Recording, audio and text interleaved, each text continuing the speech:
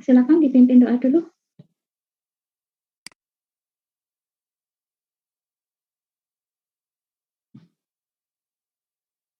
Sebelum mengawali perkuliahan pada pagi hari ini, marilah kita berdoa sesuai agama dan kepercayaan kita masing-masing. Berdoa dipersilakan.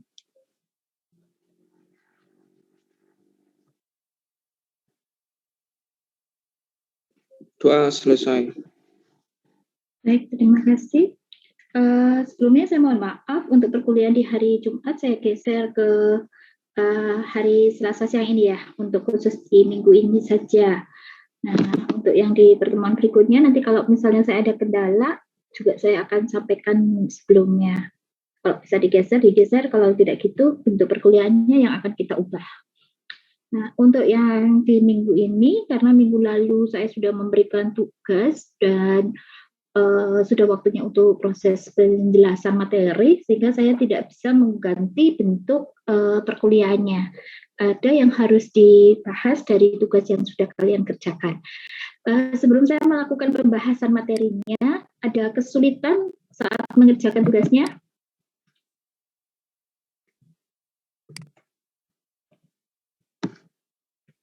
Ada yang kesulitan saat mengerjakan tugasnya?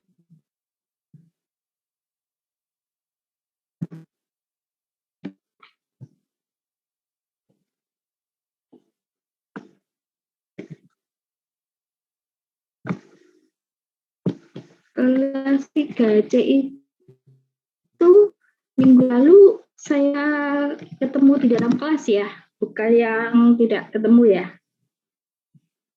Iya, Bu. Oke. Baik.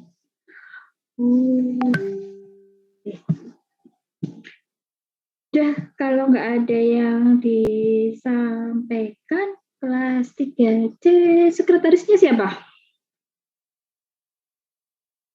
Saya, Bu. Baik. Ariko, kamu membuat catatan-catatan yang saya sampaikan di minggu lalu tidak?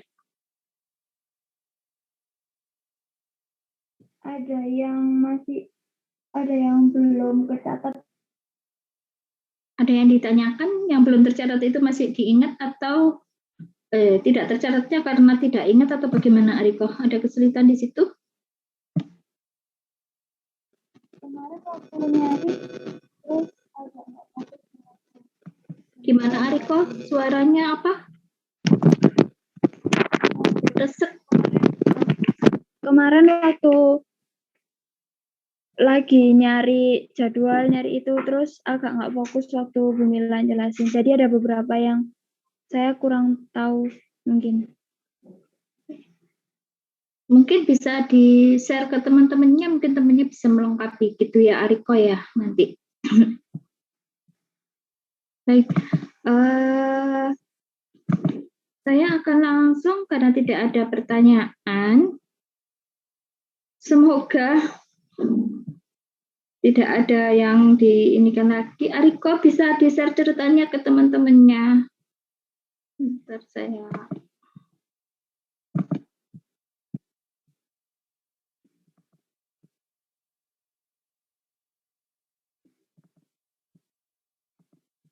Bentar saya inikan dulu. Oh, sudah. Bisa di-share ke temannya, Ariko? Catatan pembahasan yang kemarin itu, Bu, yang mengenai itu kan, Bu, buat masalah perkuliahan 1 semester ini kan, Bu. Ya, monggo silakan. Tapi tulisan saya mencar-mencar, Bu. Iya, biar temannya yang melengkapi. Sebentar, Bu.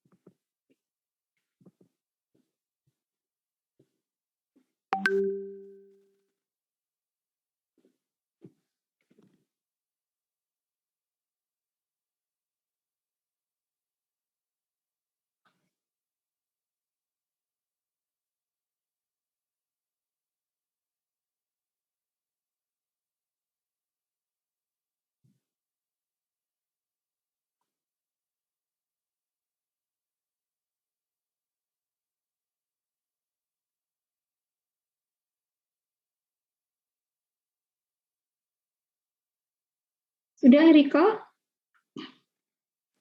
Ini sambil ditunjukkan catatan saya, Bu. Iya, di share screen.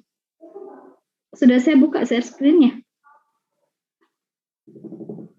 Catatan saya bentuk tulisan, Bu. Gimana? Ini. Kebaca nggak yang lain? Atau yang lain ada yang mencatat?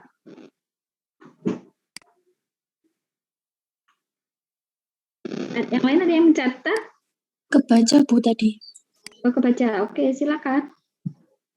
Jadi yang minggu kemarin itu diberitahu sama Bu Mila bahwa perkuliahannya itu untuk sementara waktu masih daring dulu sampai kemungkinan akhir Februari.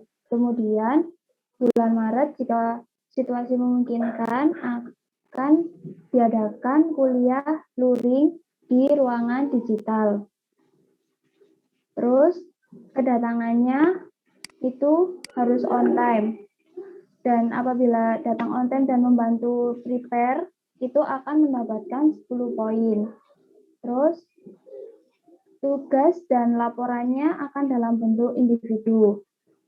Terus apabila ada tugas kelompok atau tugas presentasi, itu topik presentasinya dibagi setiap anak. Gitu. Jadi setiap anak harus memegang bagiannya masing-masing, bertanggung jawab pada bagiannya masing-masing. Kemudian aturan selama perkuliahan, 1, tidak boleh terlambat, 2, tidak boleh makan dan minum di dalam kelas. Terus kemudian cara berpakaian sesuai pedoman pada pedoman Polinema. Jadi mulai dari bajunya, terus kerudung, terus saat kuliah luring dari bawahan juga itu akan mempengaruhi.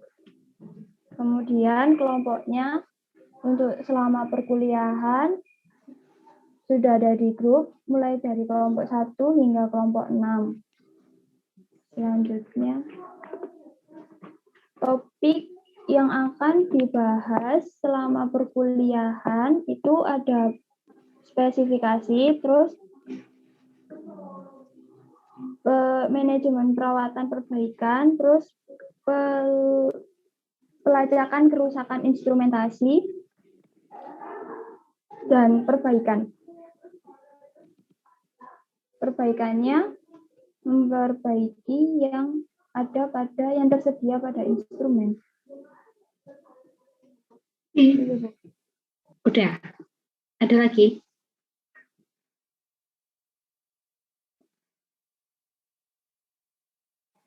Yang lain ada yang Terus katanya yang referensi nanti dikasih sama Bu Mila, tapi referensi belum kami dapatkan, Bu.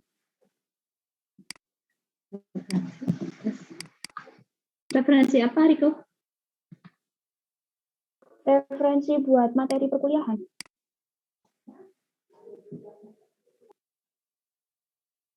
Terus kan katanya itu diupload di LMS. Nah itu kemarin saya cek di LMS gak ada, Bu. Ya, udah yang lain?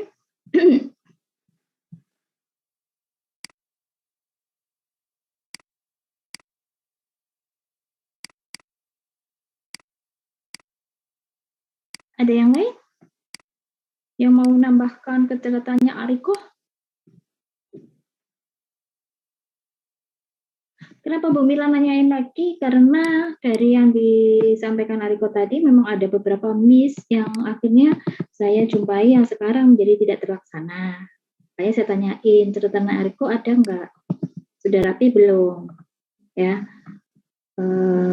jangan sampai kalian nanti di ujung, di akhir perkuliahan terus nanyain ke Bu Mila kenapa nilai saya jelek, bagaimana cara memperbaikinya. Nah, itu yang belum tercapture di Ariko itu. Dan itu yang masih belum bisa saya nilai di hari ini. Gitu ya. Terus tadi kan di awalnya saya nanya, mungkin di Ariko ada beberapa koreksi yang mungkin kan tidak mungkin dia memberikan catatan itu full. Mungkin yang disampaikan Ariko tadi, ada beberapa yang saya pas waktu mencari jadwal itu saya meleng, Bu, nggak mendengarkan. Nah, harusnya yang lain yang memberikan poin-poin tambahan tersebut. Oke, itu ya. Nah, itu di 3C. Karena tadi saya menyampaikan bahwa menanyakan ada kendala tidak saat mengerjakan tugas, itu juga ada tujuannya. Cuman karena tidak ada kendala, jadi ini langsung saya jelaskan saja. Semoga nanti beneran tidak ada kendala. Tapi ke berikutnya, begitu saya tidak menemukan bahwa kalian memiliki kendala di dalam pengerjaan tugas, itu artinya materi tersebut sudah sudah kalian terima dengan baik.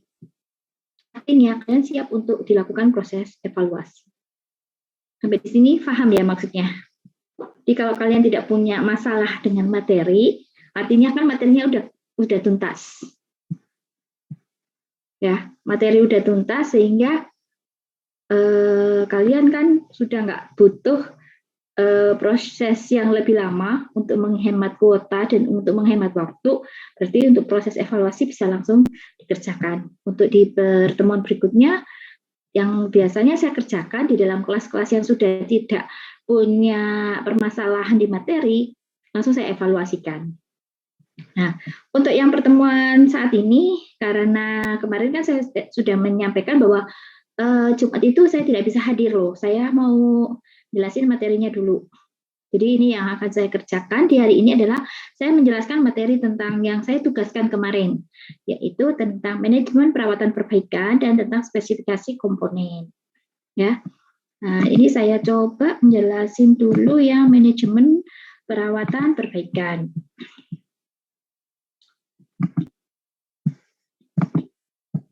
Di manajemen perawatan perbaikan itu kita tinjauannya yang pertama, kita memiliki sasaran dan tujuan kenapa perlu dilakukan proses perawatan perbaikan. Dari tinjauannya itu berdasarkan misi dari manajemen institusi. Nah, kalau institusinya itu merupakan lembaga pendidikan, dengan kata yang saya pilih adalah sekolah, fungsi proses perawatan perbaikan adalah untuk memperpanjang usia pakai. Sementara kalau di sisi manajemennya institusinya itu dalam bentuk industri, baik yang profit ataupun yang biasanya ini profit oriented ya, untuk yang industri itu. Fungsi dari sasaran tujuannya adalah lebih besar memperhatikan proses aset dan investasi sehingga nanti profitnya bisa menjadi lebih berkembang. Menurut Jailovic 2002, ini cara menyadur yang biasa digunakan di Polinema, walaupun setuju nggak setuju, like and dislike, ini kita menghargai Jailovic memiliki pernyataan atau memiliki pemikiran bahwa pemeliharaan itu diklasifikasikan menjadi dua. Yang pertama tidak direncanakan dan direncanakan. Ini ada untuk yang tidak direncanakan menjadi kondisi darurat. Sementara yang direncanakan adalah ada proses perawatan perbaikan secara korektif dan preventif. Untuk preventif sendiri diklasterkan atau diklasifikasikan menjadi 3, yaitu terjadwal, tidak terjadwal, dan kegiatan pemantauan kondisi. Untuk pemeliharaan preventif, biasanya tinjauannya ada di aspek rekayasa dan aspek manajemen. Kenapa di dua aspek ini? Karena rekayasa itu biasanya dia yang secara teknis, secara langsung terkait dengan proses pemeliharaan perbaikan. Sementara sisi aspek manajemen adalah pemangku kepentingan yang membuat sebuah kebijakan. Aspek rekayasanya yang pertama yaitu mendeteksi dan mengoreksi penggunaan peralatan yang ada. Kemudian ada analisa statistik kegagalan atau kesalahan. Ini berdasarkan catatan atau laporan perbaikan yang telah dilakukan. Nah, di sisi aspek rekayasa itu juga harus ditinjau bahwa siapa yang mengerjakan proses perawatan perbaikan itu harus orang yang tepat. Tepat maksudnya apa? Dia menguasai bidangnya. Kalaupun dia tidak secara edukasi, secara pendidikan, dia tidak inline pendidikannya, maka harus ada proses rekognisi atau orang yang menyatakan bahwa mengakui bidang keahliannya. Frekuensi yang tepat, ini biasanya yang terkait dengan preventif. Jadi dia dilakukan durasinya dalam durasi waktu, jarak itu sesuai dengan kebutuhan. Nah, untuk pola kerusakan alat, apabila kita meninjau di dalam sebuah bentuk grafik, dari alat yang pertama itu baru kita operasikan, itu di kondisi awal biasanya menemui tingkat kegagalan sampai kurun waktu tertentu dia bisa bekerja operasional normal. Nah, batas bekerja operasional normalnya itu ada di mana? Sampai titik breakpoint-nya atau titik BIP-nya kalau di bidang ekonomi atau titik kritis breakdown-nya. Untuk di sisi dari aspek manajemen, biasanya ini menjadi sebuah lembar pengendalian, ada daftar pekerjaan, menentukan jumlah kualifikasi bidang yang mengerjakan atau teknisi yang terkait, memperkirakan berapa lama pekerjaannya, siapa saja, berapa jumlahnya. Kalau sudah ada yang di data-data tersebut, maka bisa dilakukan proses penjadwalan. Dari proses jadwal dan di proses kegiatan yang dikerjakan, bisa diprediksikan biaya yang dibutuhkan. Daftar pekerjaannya meliputi apa saja? Ada prosedur pelaksanaan pemeliharaan yang harus dilakukan. Ini yang menyusun siapa? Semua unsur stakeholder. Stakeholder itu siapa? Stakeholder itu orang-orang yang terkait, yang memanfaatkan. Jadi ada misalnya ahli mekanik dari luar, dia tidak harus dari internal. Ada konsultan, ada asosiasi, ada yang lain memberi masukan, daftar pekerjaannya meliputi apa saja. Jadi contoh daftar pekerjaan, ada inspeksi, ada pemeliharaan, ada pembersihan, ada pemeriksaan kualitas, ada proses testing dengan uji lisan, wawancara, kemudian ada proses analisis. Pemeliharaan korektif, kalau yang semula yang tadi saya jelaskan ada pemeliharaan preventif, sekarang menuju pemeliharaan korektif. Ini bersifat memperbaiki, ada koreksi yang dikerjakan berkaitan dengan deteksi kerusakan. Kalau sudah ada deteksi kerusakannya, butuh penentuan lokasinya yang rusak di sebelah mana, baru sesudah itu dilakukan proses perbaikan. Proses perbaikan bisa perbaikan standar, bisa juga menjadi langsung disubstitusikan. Proses perbaikannya sendiri bisa dilakukan di tempat yang berbeda. Nah, tahapannya tadi sudah saya jelaskan, ada deteksi itu meliputi apa saja, ada ngecek fungsi, cek kinerja. Kalau cek fungsi dan kinerja ini harus dibandingkan dengan spesifikasi atau manual book atau datasheet. Sementara penentuan lokasinya, kalau sudah kita harus bisa menentukan di mana yang performansinya akan turun. Kalau agak lebih mengerucut menjadi komponen-komponen apa saja yang tidak berfungsi.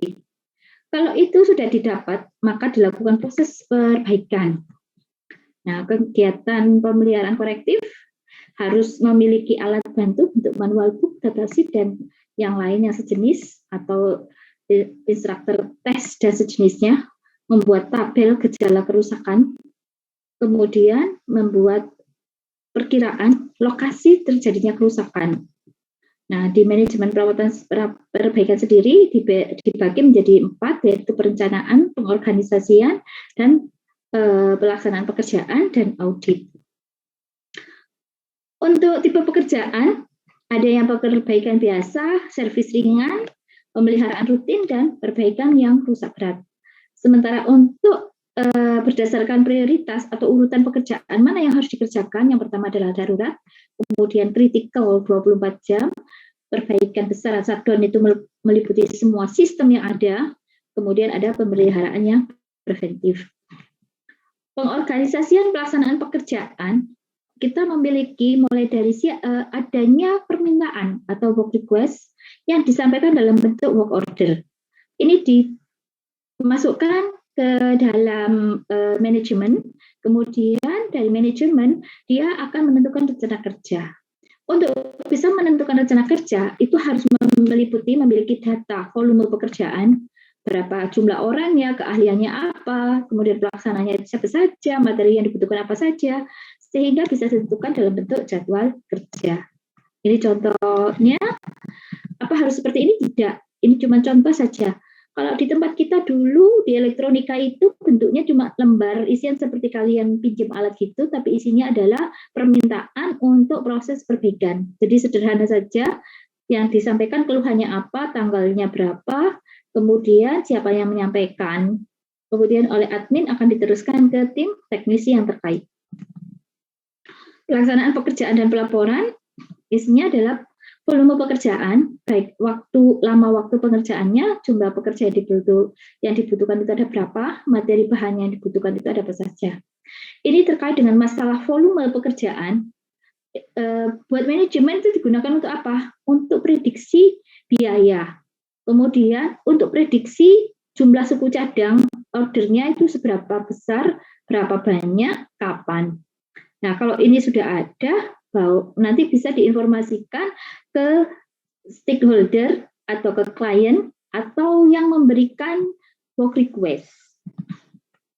Kalau sudah selesai proses sudah diterima oleh si klien, stakeholder yang terkait, baru dilakukan proses pelaksanaan pekerjaan. Sesudah proses pelaksanaan pekerjaan dikerjakan audit dan evaluasi. Meliputi apa saja yang diaudit dan dievaluasi, waktu, kemudian waktunya itu dilakukan setelah pelaksanaan pekerjaan selesai. Sementara bagian mana saja yang dievaluasi atau diaudit, mulai dari yang menerima order. Bukan di work request ya, work request itu sudah di luar sistem. Work order itu diterimakan oleh siapa, kapan, tidak lanjutnya apa.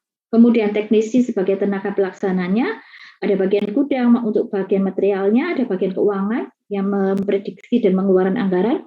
Kemudian ada pengolah data ini untuk analisis dan biasanya juga selain teknisi juga terkait dengan nanti evaluasinya bagaimana. Itu juga ada distribusi yang melakukan perencanaan siapa. Itu juga termasuk bagiannya ikut di audit. Tujuannya untuk menjaga kualitas kinerja perusahaan atau industri secara menyeluruh. Catatan backlog berisi file aktif, semua catatan yang sudah di work order selesai pengerjaan. Ini digunakan oleh manajemen untuk menentukan jumlah pelaksananya tadi, mulai dia prioritas pekerjaan mana saja yang harus didulukan, kemudian meliputi butuh tidak unsur keselamatan kerja apa saja yang harus diutamakan, memprediksi biaya, nanti bisa digunakan untuk analisis. Jadi ada overhead apa tidak, tingkat kualifikasi stafnya, mana staf yang berdaya, mana yang tidak, butuh menambah staf atau tidak. Sangat dibutuhkan untuk analisis oleh manajemen. Jadi manajemen itu mau mengambil kebijakan apa, itu bisa salah satu referensinya adalah catatan backlog. Nah, kalau tadi masih dikerjakan secara konvensional atau manual, sekarang sistem model era digital ini sudah terkomputerisasi semua, sehingga ada computerized maintenance management system. Biasanya ini ditawarkan oleh banyak provider, jadi banyak vendor yang sudah menawarkan bentuk-bentuknya.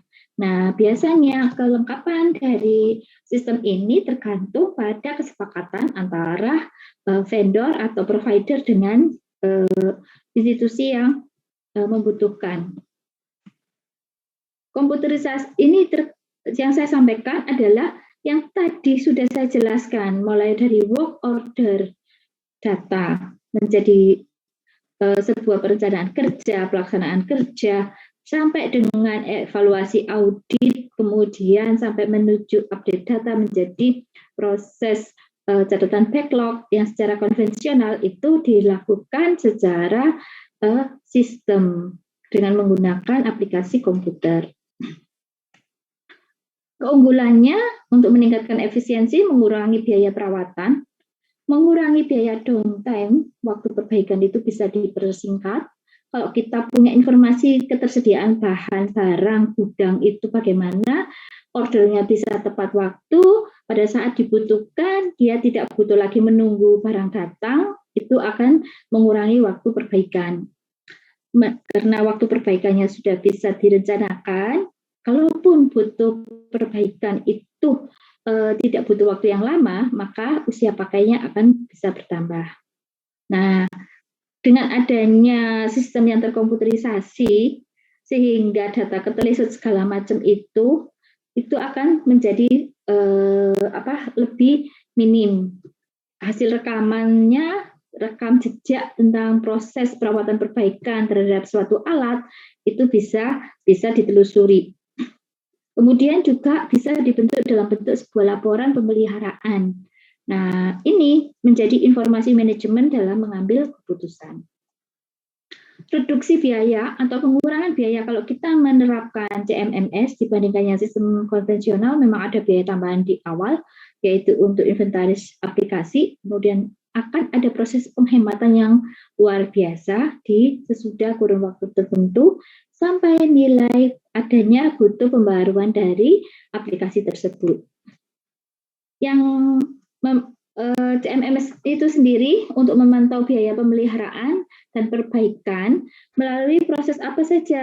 Proses monitoring, kemudian pemantauan monitoring ini di mana monitoring untuk biaya work order, kemudian penjadwalan, kemudian ada pemantauan inventaris gudang. Jadi gudangnya tidak sudah muncul dari hasil analisa dari penelusuran catatan backlog atau proses perawatan perbaikan sebelumnya, itu bisa dibuat sebuah keputusan komponen-komponen yang dibutuhkan sangat order terhadap komponen tersebut akan bisa diperhitungkan, ketepatan waktu hadir komponen juga bisa diperhitungkan. Kemudian kalau ada monitoring di sisi work order sampai jadwal pelaksanaan, ada pemantauan kondisi gudang, tempat inventaris. Nah, inventaris tidak harus komponen saja ya, bisa menjadi alat atau tools yang digunakan. Kemudian ada pemantauan jadwal pemeliharaan preventif atau JPP. Ini kalau perawatan preventifnya berjalan dengan sempurna, dengan bagus, harapannya proses korektif akan menurun. Proses korektif biasanya biaya yang digunakan jauh lebih besar dari proses preventif. 4 modul di dalam CMMS meliputi perencanaan work order dan penjadwalan, kontrol inventaris pemeliharaan, kemudian ada proses update data pemeliharaan preventif, dan ada laporan pemeliharaan. Untuk modul perencanaan work order, ini semua proses yang saya jelaskan secara konvensional tadi itu dilakukan oleh sistem, oleh aplikasi. Nah, ini ada yang memasukkan entry work order, kemudian dari manajemen dia nanti akan dibuat alur, harus ada proses penerimaan dulu, diagnosa, penjadwalan, pelaksanaan, sampai dengan evaluasi audit dan menjadi update data untuk disimpan menjadi backlog. Kalau bentuknya work order backlog, itu close-nya sesudah selesai semuanya. Pemutakhiran data itu juga saat work order-nya sedang aktif dilakukan, tapi dia belum terclose. Jadi kita masih bisa melakukan proses edit. Aliran sistem work order-nya ini oleh klien ya, yang work request itu kemudian masuk ke dalam sistem work order, perencanaan work order, penampilan work order, pemutakhiran, kemudian penjadwalan, penyempurnaan, dan penyimpanan. Jadi nunggu semuanya clear. Nah, ini bentuknya, kalau sudah dalam sistem, apa bentuknya harus seperti ini? Tidak. Kemudian kontrol inventaris untuk modul yang kedua, menelusuri jejak biaya pemakaian bahan atau material, juga alat. Ini alat itu sudah berusia berapa lama ya, berapa tahun ya, alat bantu untuk mengerjakan proses perawatan perbaikan. Ketersediaan material di gudang, kemudian mengetahui jadwal pemesanan dan berapa jumlah yang harus dipesan. Untuk modul update, itu bisa meliputi jenis pekerjaan, tenaga kerja yang dibutuhkan, alat yang diperlukan. Sehingga bisa dibuat jadwal pemeliharaan, ini yang preventif, kemudian yang korektif itu juga bisa nanti menjadi sebuah hasil analisa. Ini bentuk pemutakhiran update data, contoh saja, bisa bentuk yang lain juga. Kemudian modul yang ketiga adalah modul laporan, mengoptimalkan organisasi. Garis besar isi modulnya adalah daftar analisis prioritas dari work order. Jadi kan tadi ada penampilan work order, Dari work order itu muncul tipikal pekerjaannya. Apakah dia termasuk darurat atau kritis atau cuma koreksi ringan, pemeliharaan biasa atau yang lain. Kalau sudah bisa menjadi perencanaan pekerjaan, kinerja supervisor dari work order, laporan biayanya menjadi backlog work order. Riwayat perbaikan alat, biaya pemeliharaan alat, laporan biaya khusus perbaikan alat, keamanan work order menjadi backlog. Laporan sisi pemakaian item, laporan antrian work order, laporan keterlambatan, pemeliharaan preventif. Itu isi dari modul laporan. Nanti tolong digarisbawahi bahwa laporan saya dalam mengerjakan proses perawatan perbaikan mata kuliah ini bentuknya menjadi seperti catatan backlog ini. Ini bentuk laporan secara yang terkomputerisasi. Kemudian kita lanjutkan untuk materi yang spesifikasi. Spesifikasinya, kalau tadi kita sudah jelas dengan prosedur membentuk sebuah catatan backlog, sekarang kita masuk ke spesifikasi. Untuk di spesifikasi, kita melihat dulu, mengingat kembali tadi jenis yang perawatan perbaikan, ada yang terencana dan ada yang tidak terencana. Biasanya untuk yang terencana itu menghemat usia, memperpanjang usia pakai, kemudian dia akan hemat biaya. Sedangkan yang tidak terencana itu usia pakainya menjadi lebih pendek dan biayanya menjadi jauh lebih besar. Spesifikasi sendiri dia memberikan identifikasi sehingga diperoleh informasi. Informasinya meliputi apa saja? Ada karakteristik, ada perlengkapan, ada sistem, kemudian ada produknya apa, ada prosesnya bagaimana. Nah, spesifikasi dibedakan, yang pertama adalah spesifikasi instrumen. Spesifikasi instrumen itu di dalamnya bahasnya tentang apa? Performance spesifikasi, spesifikasi tes, dan spesifikasi standar. Harus ada tiga-tiganya ini. Performance itu apa? Jadi dia memiliki unjuk kerja yang bagaimana si instrumen tersebut, mampunya apa. Spesifikasi tes itu dia diujikan, bentuk pengujiannya bagaimana. Spesifikasi standar adalah standar yang dimiliki oleh si instrumen. Klasifikasi yang kedua adalah spesifikasi komponen.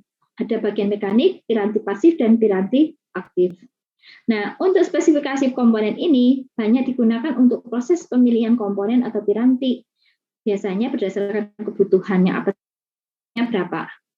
Isi spesifikasi komponen meliputi informasi tentang identitas di komponen itu sendiri sampai dengan tipe keluarganya, kemudian deskripsi singkatnya, gambaran outline itu biasanya di sisi mekanik, gambarannya bagaimana, layoutnya bagaimana, dimensinya ada panjang, lebar, tinggi, sampai dengan berat, karakteristiknya bisa dalam bentuk tabel, bisa dalam bentuk grafik.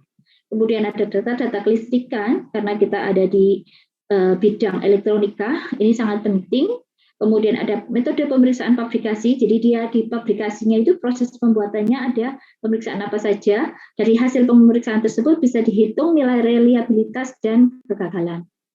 Aspek yang diperhatikan, ini semuanya saya asumsikan kalian sudah paham, ada dimensi fisik sampai dengan efek penyolderan. Dari yang di sini, kalau ada yang tidak diketahui, tolong disampaikan. Kemudian, pemilihan komponen ada tahapannya, yaitu yang pertama, kita harus tahu dulu digunakan untuk apa. Kalau sudah, kita membuat syarat, nanti syarat-syarat yang dibutuhkan itu apa saja di dalam sistem kita. Kalau sudah, kita melihat datasheet, dilihat nggak cuma satu, tapi banyak datasheet mulai dikumpulkan. Terus melihat batasan-batasan yang lain. Kalau sudah, cek secara lengkap dari datasheet spesifikasi yang ada di masing-masing datasheet, sehingga bisa dilakukan proses analisis dan pemilihan komponen ditentukan, baru dilakukan proses evaluasi. Spesifikasi yang ketiga adalah spesifikasi kerja.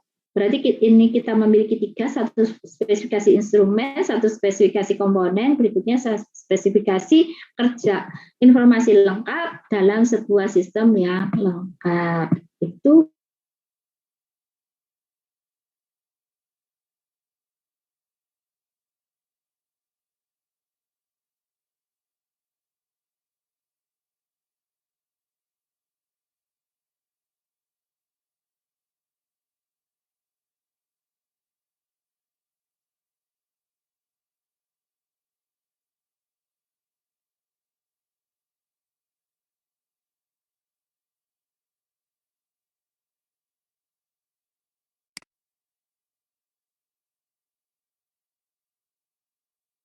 Bisa dulu. Ada yang mau ditanyakan tentang materi manajemen perawatan perbaikan?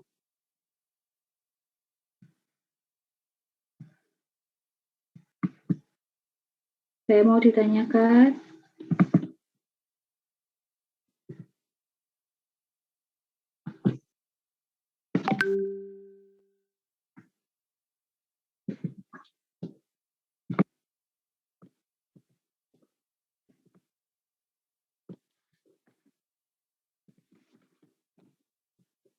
Ada yang mau ditanyakan? Tidak ada?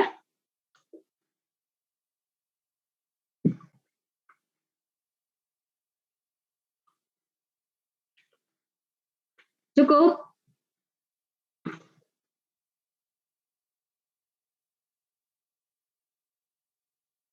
Ketua kelasnya siapa? Rafelingga, Bu. Rafelingga hadir tidak? Hadir, Bu. Hadir, Bu. Baik, jumlah tidak mahasiswa dalam kelasnya ada berapa, Rafelingga? Ada 22, Bu. 22. Baik, kalau memang nggak ada yang ditanyakan,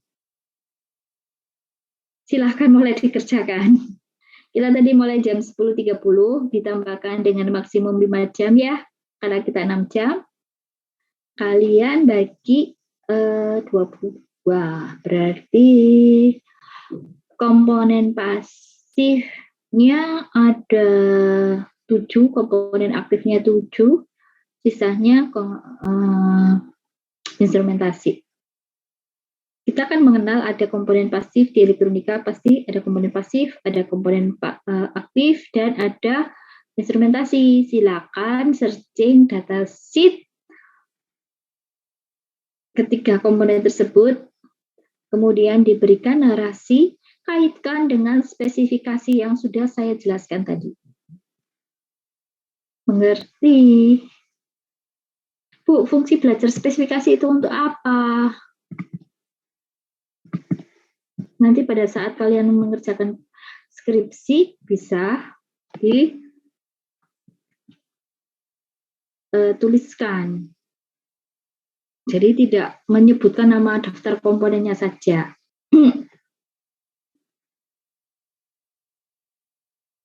Jelas? Mohon maaf Bu, apa boleh diulang? Boleh diulang. Silakan browsing komponen yang tadi saya sebutin, ada komponen aktif, komponen pasif, ada instrumen. Kemudian berikan narasi. Ya, ini waktunya tadi mulainya 9:30 ya? 9:11. 9:11 berarti tinggal 4 jam. Oh, cukup. Syaratnya tidak boleh sama satu dengan yang lain. Jadi segera tulis di grup kalian supaya tidak ada yang sama dulu-duluan akhirnya. Kalau sudah misalnya saya mau ngambil komponen pasifnya pakai yang resistor jenis ini atau induktor jenis ini gitu, atau kapasitor jenis yang ini, yang lain tidak boleh ngambil. Jelas? Jelas? Iya, Bu. Untuk yang instrumen itu contohnya gimana ya, Bu? Multimeter, osiloskop, GF, frekuensi counter, tachometer,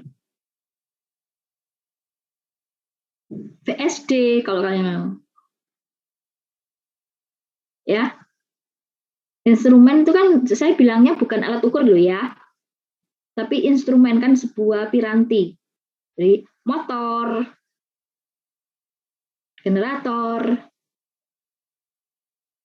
Bisa? Ngerti? Mau tanya, Bu. Ya. Itu kan tadi 3 jenis ya, Bu, apa? Instrumen, komponen pasif, sama aktif. Itu milih salah satu atau tiga-tiganya? Oh enggak, tiga-tiganya. Baik, Bu. Bu, kok tiga-tiganya? Iya, karena kalian pasif.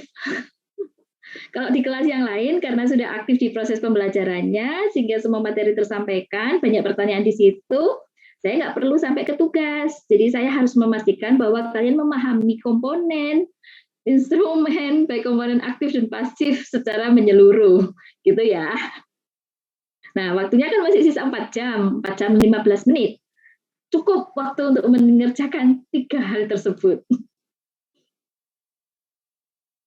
Nanti bantu si Ariko untuk membentuk sebuah tulisan supaya dapat poin-poin besar. Kita bersepakatnya di depan itu bagaimana sih, yang kemarin tidak tercapture Ariko, silakan yang lain nambahin. Jelas? Ada yang mau ditanyakan lagi? Dalam drive-nya nanti tolong dibuat folder, mau ketua kelas, mau sekretaris, atau yang lain, bikin folder tugas yang ketiga. Baru kalian submitkan ke situ. Cara memberi labelnya sama seperti yang sebelumnya. Ya, nama filenya. Kemudian jadikan satu file saja ya dari 3 tersebut. Jelas. Tapi kalau memang dapatnya, saya dapat datasheet yang tidak boleh, datasheetnya mikro Arduino loh ya, nggak boleh. Jelas? Datasheetnya si mikro, datasheetnya si Arduino tidak boleh. Kalau memang terlalu besar, tolong diberikan nanti boleh dipisah. Komponen aktif pasif, kemudian instrumen kayak gitu boleh dipisah. Ya. Narasinya tolong ditulis tangan. Terus dijadikan satu PDF datasheet dengan narasi kalian. Jelas? Baik, Bu. Nah, terima kasih Fatima. Oke, yang lain ada yang mau disampaikan, ada yang mau ditanyakan? Sementara saya masih membatasi ya untuk pertemuan Zoom-nya, tapi kalau di kalian ini terlalu singkat. Kalau di kelas yang lain bisa jadi sampai 2 jam. Nggak apa-apa sih, saya senang saja sih. Pakai datanya kan juga kalian juga menjadi lebih hemat. Nggak apa-apa, asal materinya kalian paham. Untuk proses, saya tahu materi sudah kalian terima dengan dengan baik. Biasanya dalam bentuk tugas. Ya, ada yang mau ditanyakan? Nggak ada kan?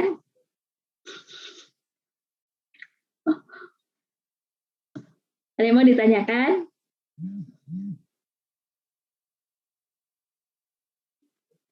Cukup? Sementara ini masih bingung, Bu. Tapi nanti kalau ada yang ditanyakan, kita tanya di grup.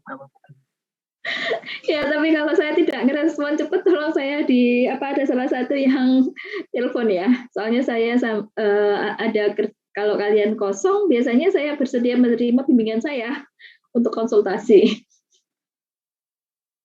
Ya, gitu ya. Kalau saya tidak ngerespon dengan cepat, kalian kan punya space waktu cuma 4 jam ya untuk kerjakan.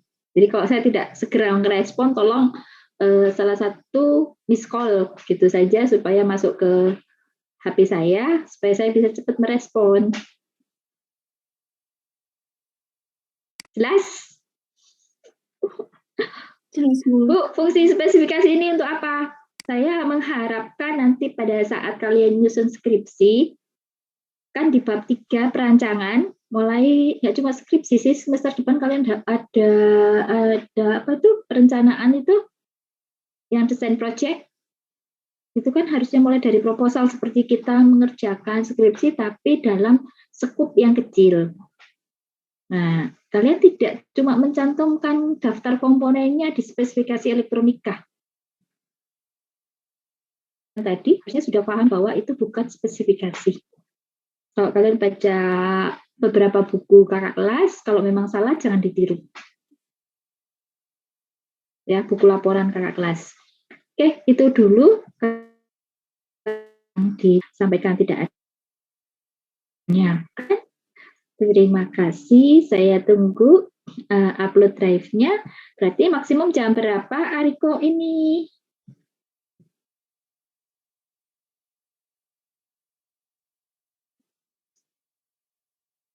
Empat, Bu.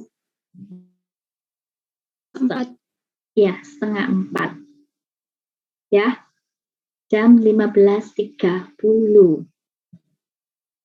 Oke, terima kasih. Saya akhiri dulu. Ketemu lagi minggu depan. Kalau saya tidak bisa, biasanya saya sampaikan bentuknya, pertemuannya bentuk Zoom, daring, klasikal, atau yang lain.